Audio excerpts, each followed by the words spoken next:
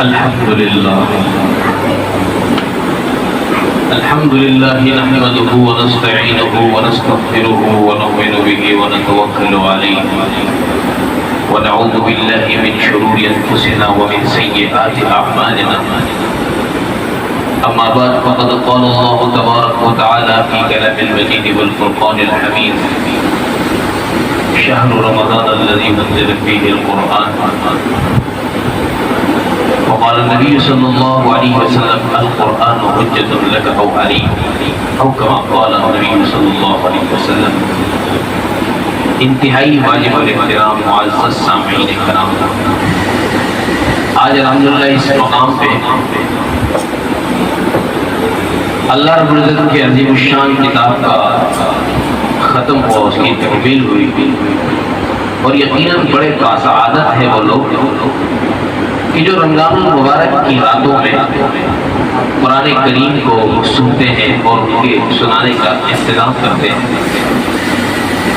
اور حدیث شریف میں رسول اللہ صلی اللہ علیہ وسلم فرماتے ہیں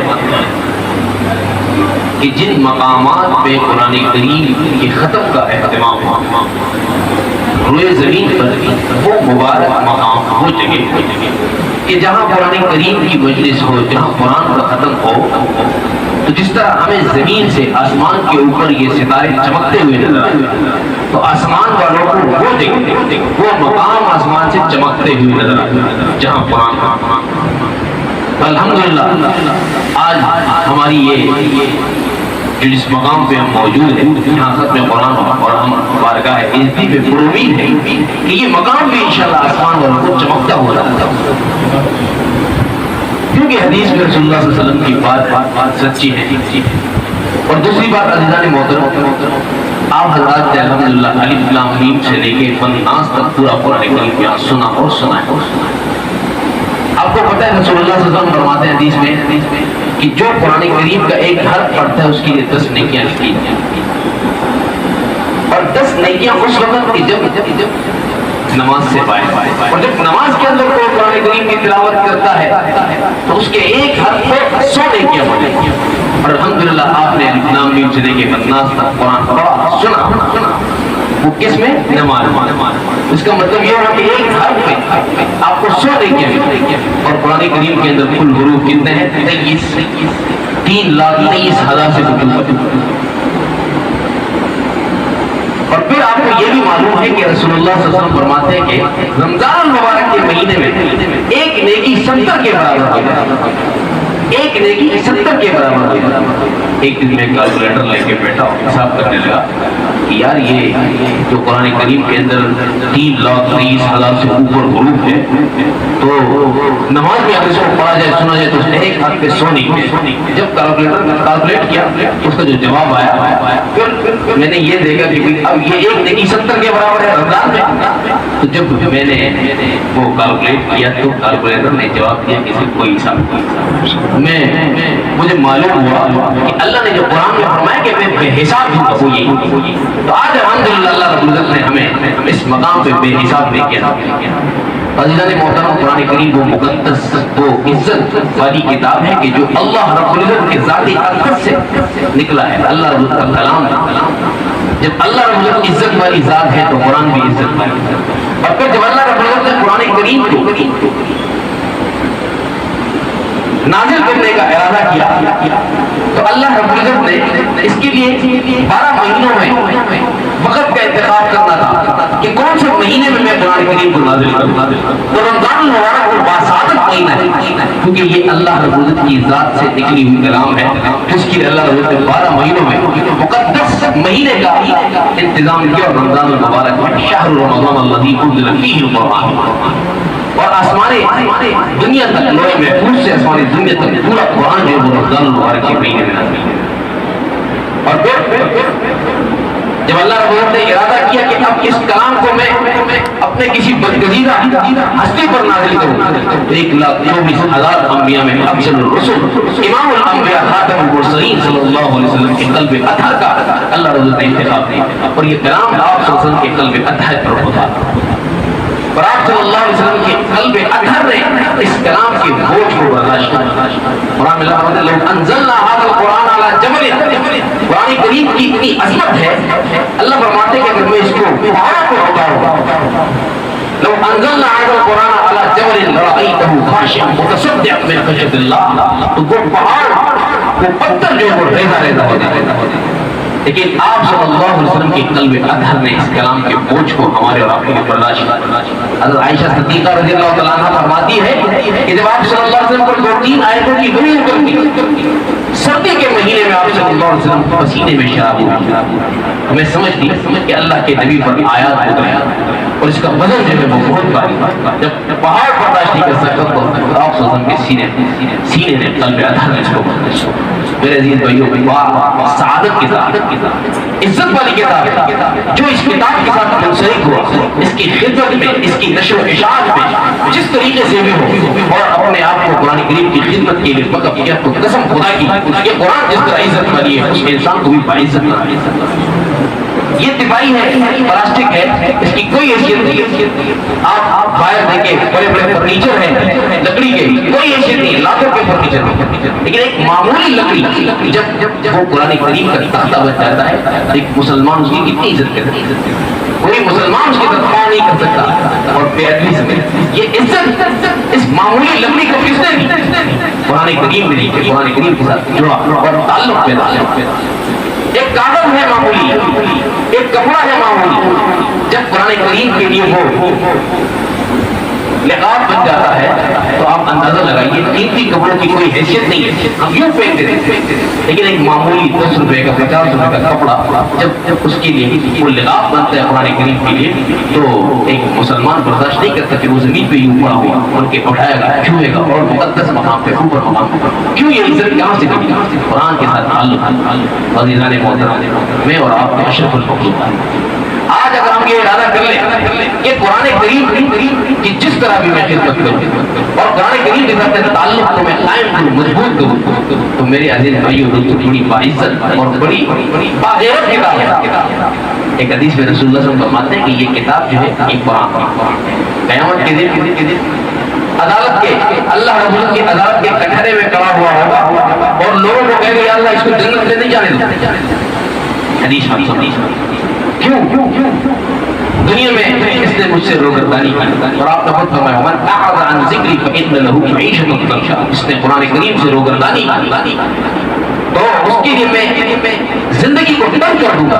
और आज हम माशरे में देखते हैं मेरे अजीज भाइयों दोस्तों, कितनी सहूलियात के बावजूद भी इंसान जो है वो सुकून जैसे अजीम शान नेमत से खाली है और इंसान जो वो सुकून की तलाश में पता नहीं क्या क्या कर रहा है।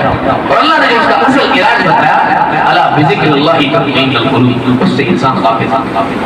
तो बजाय इसके कि हम सुकून वाली जिंदगी तलाश करें, ताल्लुक कुरान से मजबूत करें। तो मेरे अजीज भाइयों दोस्तों, कुरान करीम एक हदीस में रसूलुल्लाह फरमाते हैं कि जब एक इंसान का ताल्लुक कुरान से मजबूत होता है दुनिया में, जब ये मरता है और कब्र के लात में जब उसको उतारा जाता है और कब्र के मट्टी जो उसके ऊपर जब बराबर कर दी जाती है, लोग चले जाते हैं, अगर ये शख्स ऐसा हो कि इसने दुनिया में कुरान करीम से मोहब्बत की, तो कहते हैं कि ये जाहिर बात है कब्र में नकीर नकीर आती है। जब नकीर आएंगे तो ये मुर्दा, ये मैयत, ये घबरा जाता है। और जाहिर बात है जो गुनाहगार होगा तो 3 सवाल तो हम यहाँ बोल सकते हैं, लेकिन वहाँ नहीं बोल सकेंगे अगर आमाल खराब।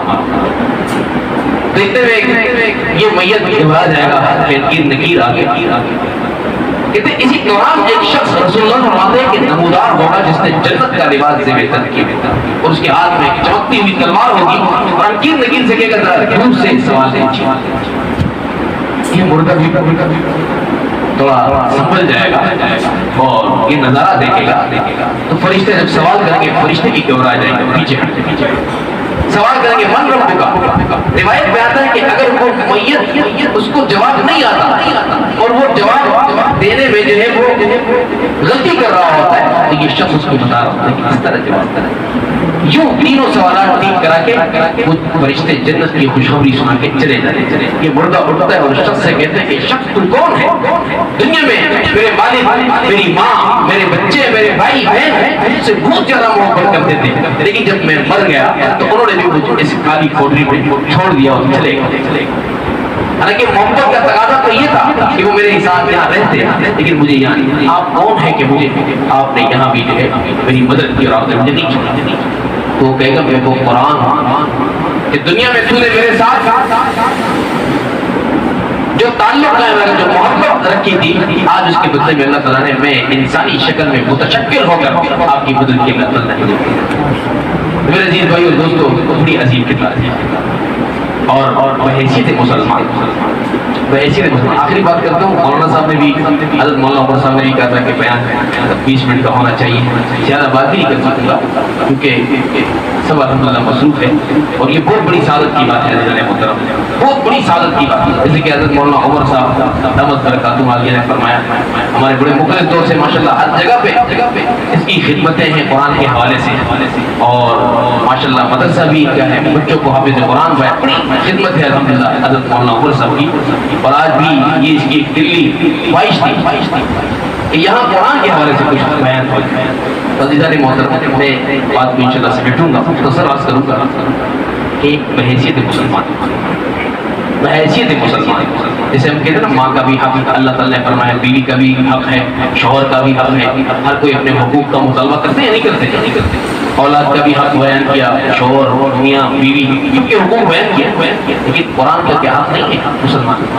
اتنی عظیم الشان کتاب ہے، میرے اور آپ کے لیے اللہ تعالیٰ نے اس کلام کو بھیجا ہے، اور آج اس کلام سے قابل ہے، اور قیامت کے دن اللہ کے نبی جب یہ شفا کرے گا اور کہے گا کہ ربی ان قومی اتخذوا ھذا القرآن مہجورا، اے میرے اللہ، میں جب اس دنیا سے چلا گیا، میں نے اپنی امت کو یہ کلام دیا تھا، لیکن میرے جانے کے بعد میری امت نے اس کلام کے ساتھ جو کیا، آج میں اس کا شفا کرتا ہوں، میری امت نے اس کلام کو چھوڑ دیا تھا۔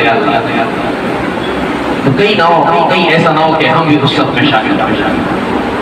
غرض یہ کر رہا تھا کہ قرآن کا بھی حق ہے مسلمان کے اوپر، بحیثیت مسلمان 4 حقوق علماء نے بیان کیے۔ پہلا حق قرآن کا یہ ہے کہ ایک مسلمان کو چاہیے کہ اس کے الفاظ کو کم از کم صحیح پڑھے، یہ قرآن کا حق ہے۔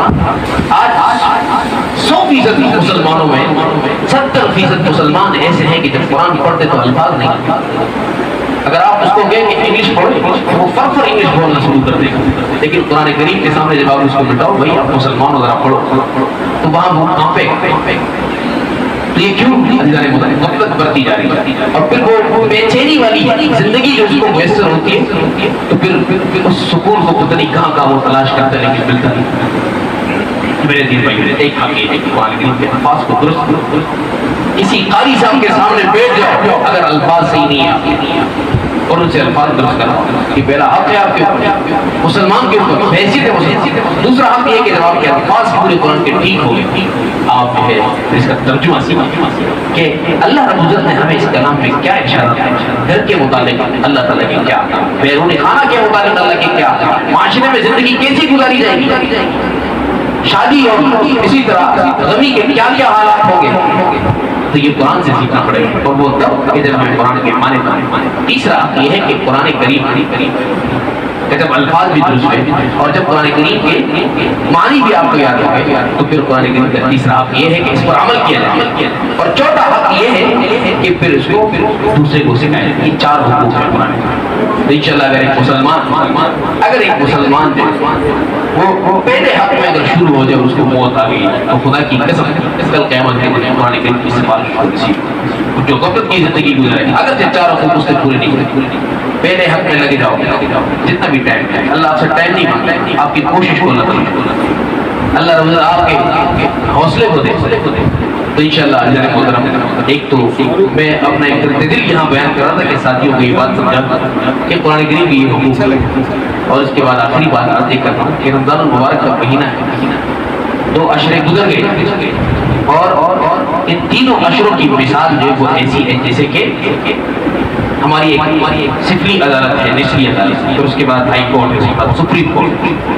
ایک مجرم جب اس کے اوپر سفلی عدالت کی فیصلہ صادر کر دیتی ہے کہ آپ مجرم ہیں، قاتل ہیں، آپ کو پھانسی کی سزا دی جائے گی، تو وہ مجرم کیا کرتا ہے؟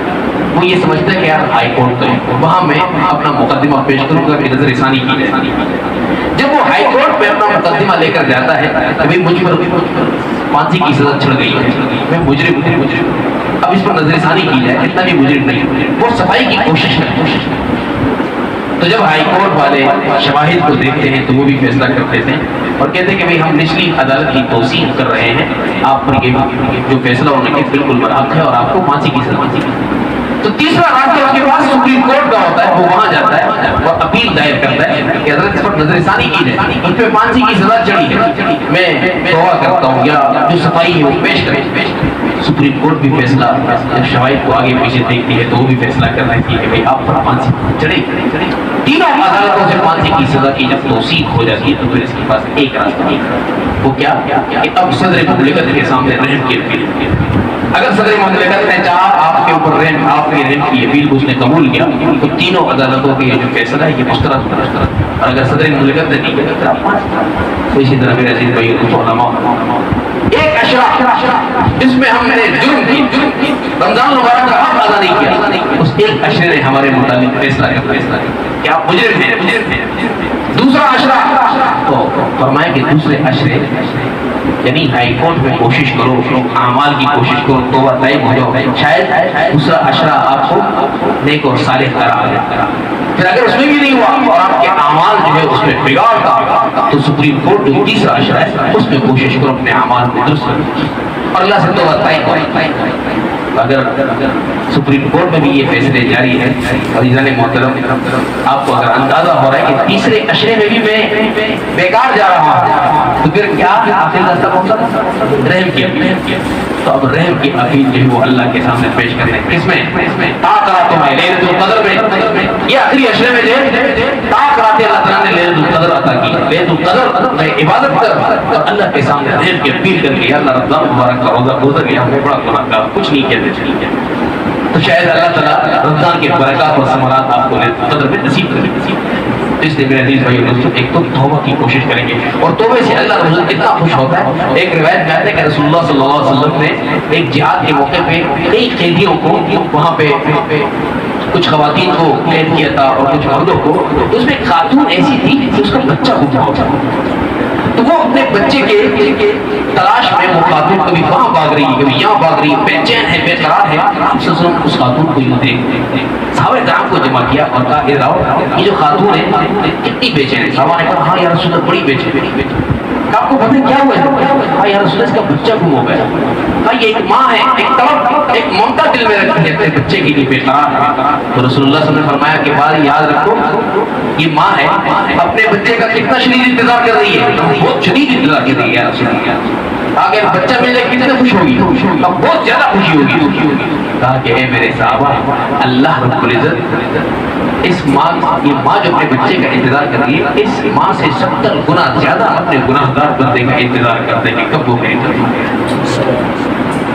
اس لیے توبے سے اللہ بڑا خوش ہوتا ہے۔ اس ماں، یہ جو ماں خوش ہوتی ہے اپنے بچے کے ملنے پر، اس کو جو خوشی ہوتی ہے اللہ رب العزت کو اس ماں سے زیادہ خوشی ہوتی ہے اس وقت کہ جب اس کا بگڑا ہوا گناہگار بندہ کوشش کرتا ہے آنے کی۔ اور مفسرین نے اس کی بڑی عجیب مثال دی آخری بات کہ جب ایک شخص ایسا ہو کہ اس نے اپنی پوری جوانی وہ گناہوں میں گزاری، حتیٰ کہ اس کے بعد جو ہے وہ گناہوں میں سفید ہو بوڑھا ہوگا، اب اس حالت میں وہ پہنچ گیا ہے کہ انتہائی کمزور لاغر، اور اس کو اللہ نے افضل عمر میں پہنچا، یعنی اتنی عمر دی کہ اس کے بچے بھی مر گئے، اس کی اولاد بھی نہیں ہے، اور وہ بیچارہ دنیا میں اکیلا ہے، کبھی وہاں کبھی یہاں موت کا انتظار کر رہا ہے۔ تو ایک صاحب نے اس کو کہا کہ چلے بابا جی آپ نے ایک وقت گزارا ہے، آپ ہمارے بیٹک میں آ کر ہی یہ جو باقی زندگی وہاں گزارا ہے وہ کھانا بھی ملتا رہے۔ فرمایا کہ وہ وہاں رہنے لگا۔ کچھ دنوں کے بعد اس گھر والوں نے اس کو کہا کہ بابا جی آپ کے ناچنے سے ہمارے بچوں کو تکلیف ہوگی، آپ کہیں اور جگہ انتظام کر رہے ہیں۔ وہ بابا جی جب اپنا عصا اور اپنی لاٹھی لے کر جب باہر نکلتا ہے تو حالت یہ ہے کہ منہ میں دانت بھی نہیں ہے، پیٹ میں آنکھ بھی نہیں ہے، اور بڑی بے کسی کے عالم میں وہ ادھر ادھر دیکھتا ہے کہ اب کہاں جاؤں، ادھر ادھر دیکھتا ہے۔ آخر اس کی نظر جو ہے وہ مسجد پہ پڑتی ہے۔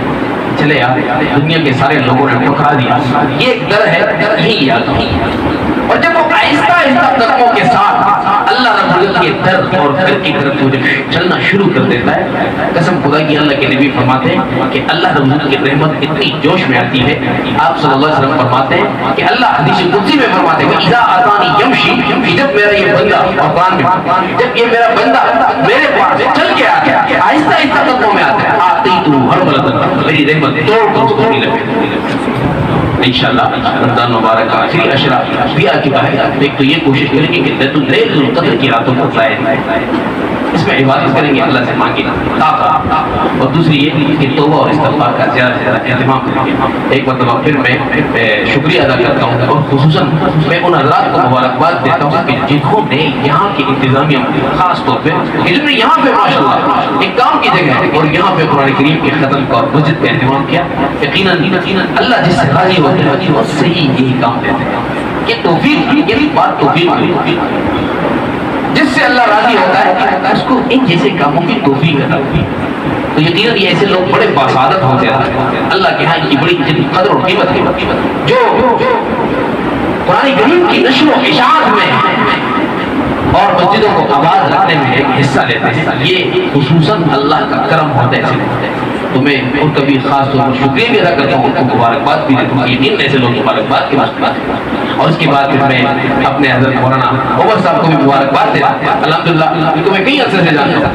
رمضان مبارک میں اسی طرح غیر رمضان میں کئی جگہوں پر جو ہے اپنے قرآن کا اہتمام کرتا ہے اور ایک محنت مسلسل یہ کر رہا ہے. اللہ ان کی خدمات کو بھی قبول کرے. اور پھر حضرت قاری صاحبان جنہوں نے یہاں پہ اسلام کی سے لے کے بتناس تک پورا قرآن مجید سنایا، اور پھر وہ حضرات کے جنہوں نے پیچھے جو کڑے ہو کے مختلف حضرات ہیں وہ بھی بڑے باسعادت ہیں جنہوں نے اسلام ٹیم سے لے کے بنداز تک پورا قرآن سنا. اللہ رب العزت اپنی سعادتیں اور برکتیں سب کو نصیب فرمائے. دعا کریں اللهم صل على سيدنا وسندنا وحبيبنا ومولانا محمد عبده ورسوله. اللهم ربنا اتنا في الدنيا حسنه وفي الاخره حسنه وقنا عذاب النار وقنا عذاب القبر وقنا عذاب الحشر وقنا عذاب الميدان. ربنا ظلمنا انفسنا وان لم تغفر لنا وترحمنا لنكونن من الخاسرين. یا رب العالمین، یا رب العالمین، ہم گناہ گار ہیں، خطا کار ہیں، سیاہ کار ہیں. اے اللہ ہمارے گناہوں کو معاف فرما. یا رب العالمین رمضان المبارک کے 2 عشرے گزر گئے اور یقیناً اب مسلسل ہم اپنے جرم کا اعتراف کرتے ہیں. اے اللہ ہمارے گناہوں کو معاف فرما. یا اللہ رمضان المبارک کے جتنے ایام باقی ہیں یا اللہ ان ایام کی قدر و قیمت ہم سب کو نصیب فرما. یا اللہ اس میں محنت کرنے کی ہم سب کو توفیق عطا فرما. یا رب العالمین اس مقام میں ختم قرآن ہوا. یا رب العالمین اس قرآن کریم کے ختم کے موقع پہ آپ صلی اللہ علیہ وسلم کا ارشاد مبارک ہے کہ ایسے موقع پہ جب میرے رب سے دعا مانگی جاتی ہے اے اللہ تو دعاؤں کو قبول کرنا ہے. یا رب العالمین آج ہم اس ختم قرآن کے موقع پہ آپ کے سامنے یہ سارے مسلمان بھائی آپ کے دربار میں ہاتھ اٹھائے ہوئے ہیں. یا رب العالمین ہم پر اپنی رحمت برسا دے. یا رب العالمین ہم پر اپنی رحمت برسا دے. یا رب العالمین ہم کمزور ہیں، ناتواں ہیں. یا اللہ یا ہماری کوتاہیوں کو معاف فرما دے. یا رب العالمین جتنے پریشان حال ہیں خدایا ان کی پریشانیوں کو دور فرما دے. یا رب العالمین اس مجلس کے اندر جتنے احباب شریک ہیں یا اللہ آپ ان کے دلوں کے حال کو خوب جانتا ہے. ہر کوئی کسی نہ کسی مصیبت میں گرفتار ہے. یا رب العالمین ان کی مصیبتوں کو اپنے فضل و کرم سے اور اس ختم قرآن کی برکت سے اے اللہ ان کی مصیبتوں کو دور فرما. یا رب العالمین جو مقروض ہیں، قرض کے دلدل میں پھنسے ہوئے ہیں، بے چین ہے، بے سکون ہے، اے اللہ ان کے قرضے کا انتظام اپنے جیب کے خزانوں سے کر دے. یا رب العالمین جو بیمار ہے خدایا ان کو شفاء کاملہ عاجلہ مستمرہ نصیب فرما. یا رب العالمین جن کے عزیز اور اقارب فوت ہو گئے ہیں یا رب العالمین یا رب العالمین کی کامل مغفرت فرما. یا اللہ کل میرے ایک چچا داد بھائی بھی فوت ہو گئے، آپ کے دربار میں آ چکے ہیں. اے اللہ اس کے ساتھ بھی رحم اور کرم کا معاملہ فرما. یا اللہ ان کے گناہوں کو معاف فرما. یا اللہ ان کو جنت الفردوس میں جگہ عطا فرما. یا اللہ یہاں پہ جتنے میرے مسلمان بھائی موجود ہیں خدایا جن کے والدین فوت ہو گئے ہیں یا اللہ ان کو جنت الفردوس میں جگہ عطا فرما. یا اللہ ان کی کامل مغفرت فرما. جو بھی عزیز اور اقارب ان کے فوت ہو گئے ہیں اے اللہ ان سب کی کامل مغفرت فرما. یا رب العالمین یا رب العالمین ہماری کوتاہیوں کو معاف فرما. اے اللہ جن حضرات نے دعاؤں کا کہا تھا اور یا اللہ ان کی پریشانیوں کو آپ جانتے ہیں، اے اللہ ان کی پریشانیوں کو دور فرما دے یا رب العالمین۔ میرے نبی صلی اللہ علیہ وسلم نے زندگی میں آپ سے جتنی دعائیں خیر کی مانگی تھی، اے اللہ وہ ہمیں بھی اس میں حصہ دار بنا یا اللہ۔ وہ خیر جو میرے نبی نے آپ سے مانگی تھی وہ ہم سب کو عطا فرما یا اللہ۔ میرے نبی نے جن چیزوں سے پناہ مانگی تھی، اے اللہ ہم سب کو بھی ان چیزوں سے پناہ عطا فرما۔ ربنا تقبل منا انك انت السميع العليم وتب علينا انك انت التواب الرحيم، وصلى الله تعالى على خير خلقه محمد وعلى اله وصحبه اجمعين، آمين يا رب العالمين برحمتك يا ارحم الراحمين۔